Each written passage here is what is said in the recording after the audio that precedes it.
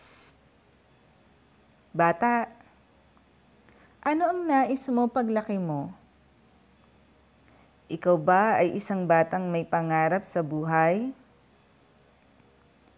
Nangangarap ka ba na maging isang matagumpay na tao balang araw? May malaking bahay at sariling sasakyan? Nakakain ang naisin at nalilibot ang iba't ibang bahagi ng mundo? Nakakatuwa naman kung ang sagot mo sa mga ito ay oo. Ang ibig sabihin lang nun, bilang isang bata, ay bukas ang isip mo sa mga nais mong makamit at marating balang araw. Pero, bata ka pa lang, hindi ba? Isa ka pa ring mag-aaral. Kaya ang sunod kong itatanong sa iyo ay, pinahahalagahan mo ba ang iyong pag-aaral? Alam mo bang dahilan mo kung bakit kailangan mong pumasok sa paaralan? Halika, usap tayo. Ang edukasyon ay kailangan ng ating mga kabataan sapagkat ito ang kanilang magiging sandata sa buhay sa kanilang kinabukasan.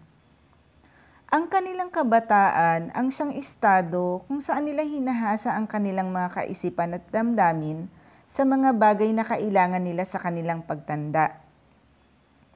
Ang edukasyon ay mahalaga sapagkat ito ang nagiging daan sa isang tao upang magkaroon ng mga kaalaman tungkol sa kanyang buhay, pagkatao at komunidad na ginagalawan. Ito ang naguhubog ng mga kaisipan tungo sa isang matagumpay na mundo na kailangan ng bawat isa upang lubusang mapakinabangan ang daigdig at malaman ang mga layunin nito. Ang edukasyon ang nagiging daan tungo sa isang matagumpay na hinaharap ng isang bansa. Kung wala nito, at kung ang mga mamamayan ng isang lipunan ay hindi magkakaroon ng isang matibay at matatag na pundasyon ng edukasyon, magiging mahirap para sa kanila na abutin ang pag-unlad.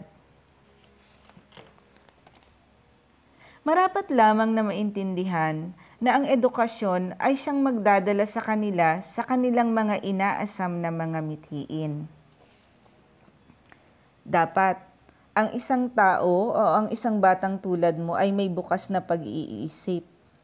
Ito yung tinatawag na open-minded o open-mindedness.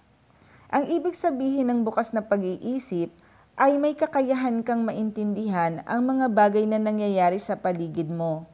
May taglay kang malawak na pangunawa upang maintindihan at matutunan ang marami pang bagay. Bilang isang mag-aaral, dapat bukas ang isip mo. Sabay-sabay nga ninyong sabihin, bukas ang isip ko, mag-aaral ako. Maipapakita ng isang mag-aaral na katulad mo ang kawilihan at positibong saloobin sa pag-aaral sa pamamagitan ng mga sumusunod.